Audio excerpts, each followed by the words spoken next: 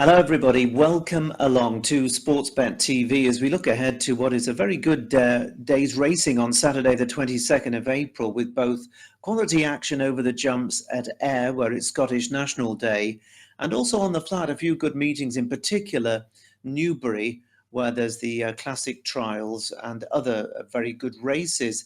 And I'm happy to say that I have two recommendations for you for Saturday, one at each of those meetings.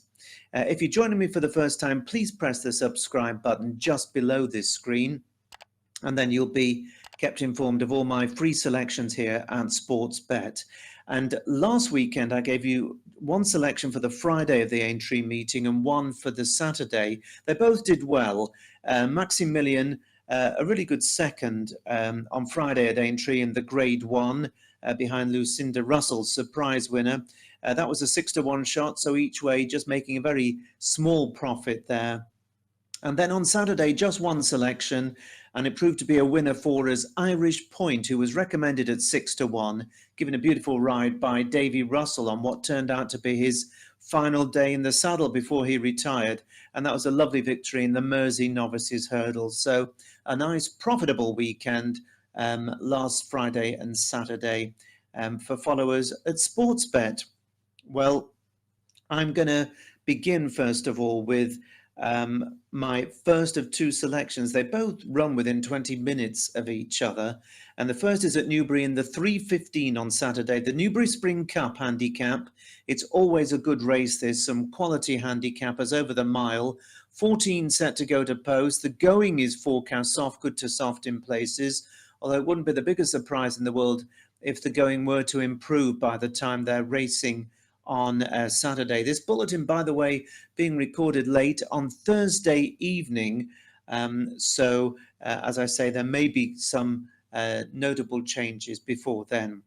Well, this race last year was won by Modern News, who was a good horse of Godolphin's, beat Migration, who has already come out and won the Lincoln this season. So just an indication that there are quality horses that tend to do well in this event. And one horse that is likely to be favourite and could potentially be a blot on the handicap is the William Haggas trained Latam. Now this 4-year-old won a couple of novice stakes last term, and then 4 weeks ago he was sent across to Ireland for the Irish Lincolnshire handicap. He looked to be in an impossible position before extricating himself and then finishing really fast to get up in the last few strides, scoring by a short head. Off a mark of 87, gone up £5 for that. The soft ground wouldn't be a problem for him, and I think the bookies are quite nervous about him. Last time I looked, 5-2, 11-4 was more or less the market, and they were betting 8-1 bar. So he is the one that everybody has to beat. He potentially could turn out to be a group horse. We'll have to wait and see. Now, what about the rest? Well, Al Rabe represents Kevin Philippard de Foy, and this one 2 from 2 on the all-weather this winter. He's had a really good winter campaign, and most recently he won the Lincoln Trial at Wolverhampton off 95. He's gone up a further £5. Every chance here, you'd say, certainly fit enough, but he is £9 higher than his last run on turf when he was third at Newmarket in September. So he does have to have improved quite a lot to win. Now, King Charles has a runner. The horse is called Saga, trained by the Gosdens. It's been off 6 months, and they've put cheap pieces on. It was beaten ahead in the Britannia handicap at Royal Ascot in June, and hasn't run since then, but he's been gelded as well. So maybe he'll have his mind rather more concentrated on his racing than on the fillies in the parade ring. And then of the others, well, both Jimi Hendrix, trained by Rafe Beckett, and Atrium, who I fancied to go well in the Lincoln, but who disappointed that day, trained by Charlie Fellows. They were both below par, really, in the Lincoln, but possibly the heavy ground really didn't help them. Now, the latter, Atrium, has won over course and distance at Newbury, and that was in August, but it was off an £8 lower mark on good ground. There is one other worthy of mention before my selections. That is Revage, trained by Richard Spencer. He's a rock-solid horse. 9th of 22 in the Lincoln. He ran a good race there, and he looks at the moment to be becoming fairly handicapped. But my choice is an old favourite who I think could go really well, and that is Brunch, who comes down from the northeast, is trained by Michael Dodds, and is the mount of the champion jockey William Buick. Now, this horse has rock solid form in top handicaps and in listed company over the last few seasons. He ran very well on unsuitably heavy ground first time out this season, which was at Doncaster, first meeting of the year in the listed Doncaster Mile, where he was beaten by that mare of Pam Sly's, who absolutely rocketed in, Astral Bow, but it was no disgrace. That should have brought him on, really. It should have brought him to concert pitch, and despite having a big weight, he can be expected to give a very good account of himself, I'd say. The drying ground wouldn't be a problem for him. He goes on very testing ground, but he also goes on a decent surface as well. And the other very eye-catching point about him is the booking of William Buick. It wouldn't be a regular thing for Michael Dodds. Indeed, he's only booked him 7 times in the last 5 years. And on 4 of those 7 occasions, 3 of those 7 occasions, I should say, the horses have won. So 43% winning strike rate when Michael Dodds and William Buick team up. That's a real eye catcher. And so Brunch is my choice. He's 11 to 1 each way last time I looked. 4 places are available, and I think he's sure to run a very big race, granted the prerequisite luck in running. So that's my first of 2 choices for you on Saturday. I'll have the second of them for you in just a few moments' time. But here are 1 or 2 words about my premium Out in Front subscription service.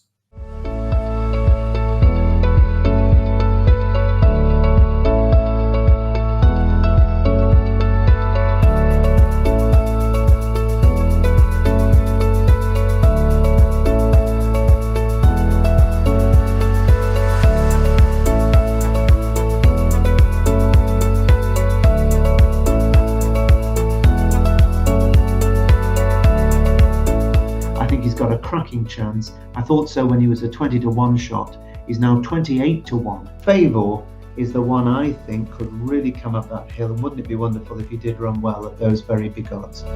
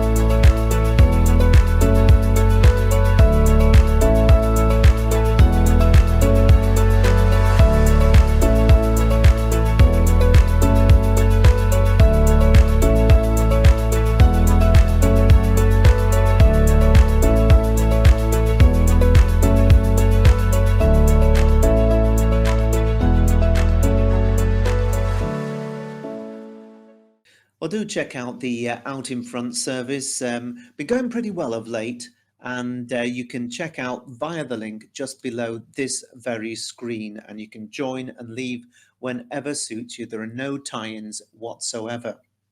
I'm going to take you on to my second free selection here at Sportsbet for Saturday, and that is in the big race of the day. It is the Coral Scottish National, the Ayr 335. It's over 4 miles. There are 23 runners. At the time of this recording, Thursday evening, the going is good to soft, good in places at the Ayrshire track. Now then, I'm going to be backing 2 in the race. One of them I'll be recommending to subscribers over at Out in Front, and I have one for you here at Sportsbet. I fancy them both to go very well indeed. Now then, this is always, as I'm sure you know, a really hot long distance handicap. The truth is that there aren't that many horses that actually stay 4 miles, genuinely. A few struggle home over it, and there are 1 or 2 that really do stay, but many of them do not. So a horse that is likely to get the trip is a really big asset, with at least, if not proven at 4 miles, certainly proven as having stayed over something close to it and likely to keep going. Now, one horse with no stamina doubts is the possible favourite on race day, which is going to be Kitty's Light.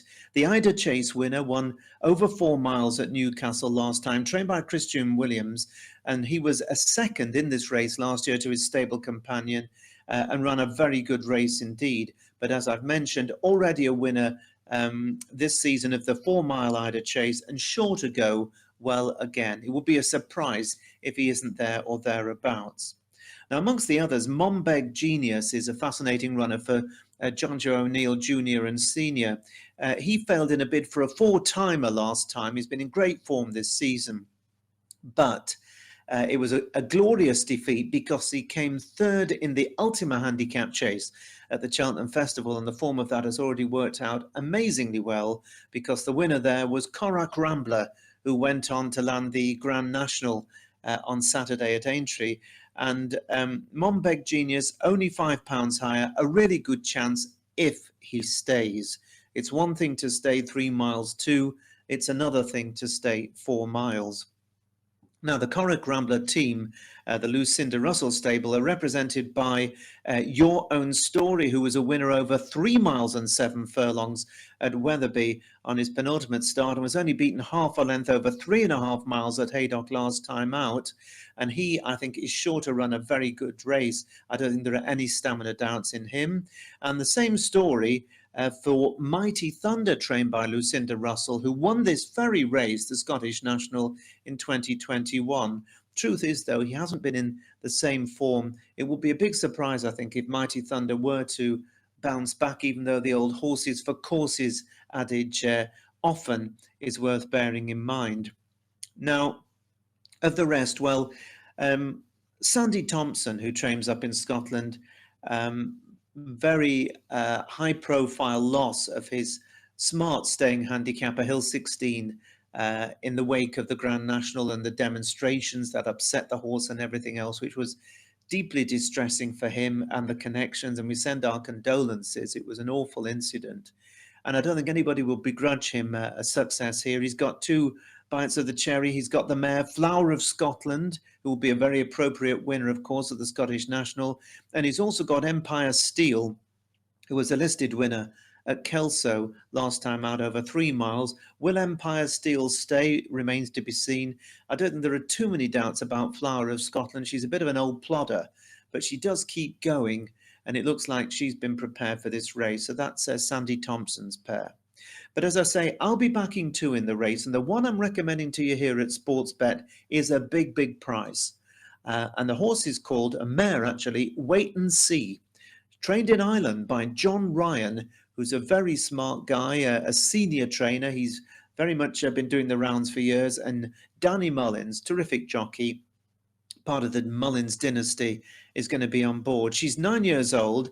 She's got joint bottom weight of 10 stone 2, which means she's actually going to race a couple of pounds out of the handicap. But hopefully, as long as she doesn't get beaten in a photo finish, that won't be too much of an inconvenience.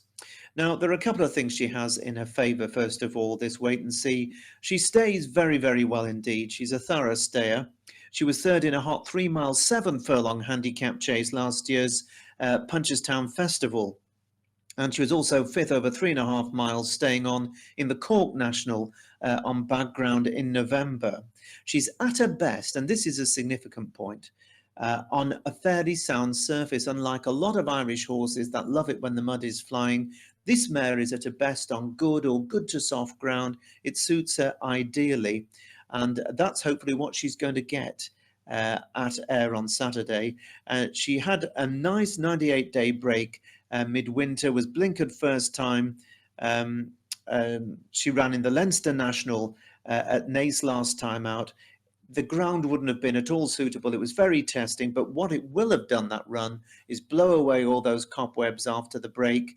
And now she has her optimum conditions. Just to recap, she's got a low weight. She's got a top jockey booked in Danny Mullins, and she's relatively fresh compared to many that have been in action at, let's say, Aintree, or alternatively previously at the Cheltenham Festival.